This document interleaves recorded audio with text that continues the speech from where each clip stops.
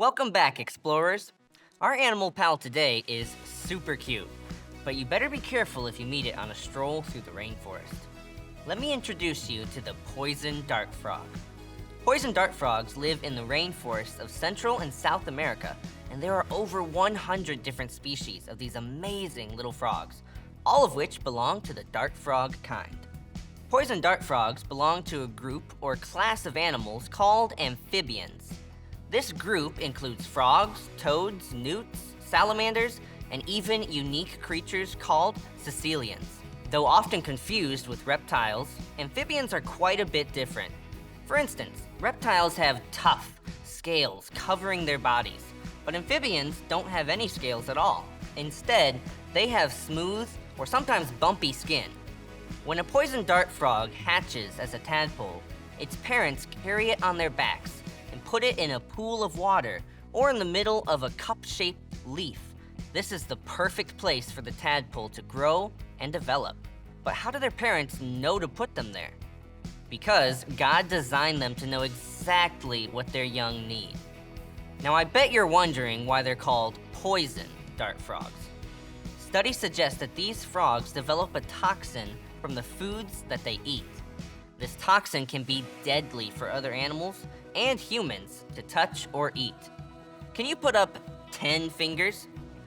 One type of poison dart frog, which we'll see here in a moment, has enough poison in it to kill 10 men. That's pretty scary, isn't it? Now we're back at the Ararat Ridge Zoo here at the Ark Encounter with Karina. Welcome back, Karina. Thank you, Kyle. So what do we have here with us today? So right here we have 3 of our golden poison dart frogs. These are one of the largest poison dart frogs in the whole world, but they are an endangered species. They're only found on about a 2,000 square mile portion of the Pacific coast of Colombia. Now, what these frogs are famous for is being one of the most toxic animals in the entire world. Each frog carries about 1 milligram of poison, and that poison is called a batrachotoxin. And that poison is enough to kill about 10,000 mice, 20 people, or 2 elephants. So there is a difference between poisonous and venomous. So venomous animals inject their venom, typically with fangs or a stinger. So think of a rattlesnake or a scorpion. Whereas poisonous animals, like our golden poison dart frogs, you either have to absorb their toxin through your skin or ingest it. Thank you so much, Karina. Now let's head back and we're gonna learn more about these amazing amphibians.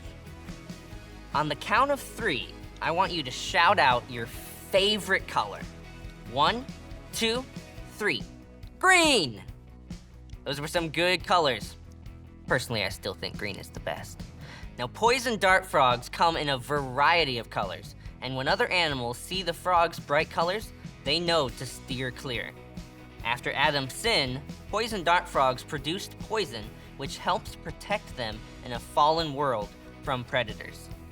Have you ever thrown a dart at a bullseye? Poison dart frogs have the word dart in their name because some indigenous people rub their blow darts on the backs of the deadliest of these frogs. The poison can stick to the dart for a year or more. Well, dart frogs have long and retractable tongues. Their tongues are fastened at the front of their mouth and are coiled up, ready to spring at the moment food is spotted. The tongues are also covered in sticky saliva that allows them to catch and hold on to their prey more easily. Now, our friend Cox is blue and black, and his dark colors help remind us of our 2 colors and the 2 C's that we're talking about today. His dark coloring represents corruption, dark for sin, and his blue color represents catastrophe, blue for water. He reminds us that the good, perfect world at the beginning isn't perfect anymore. Before Adam and Eve sinned, there was no death or suffering or disease or predation. All animals, including dart frogs, were vegetarian. But now, because Adam and Eve chose to disobey God and commit the first sin, bad and sad things happen, like having animals with poisonous abilities. The Bible says in Psalm chapter 14, verse 3, that we have all turned away and none of us do good.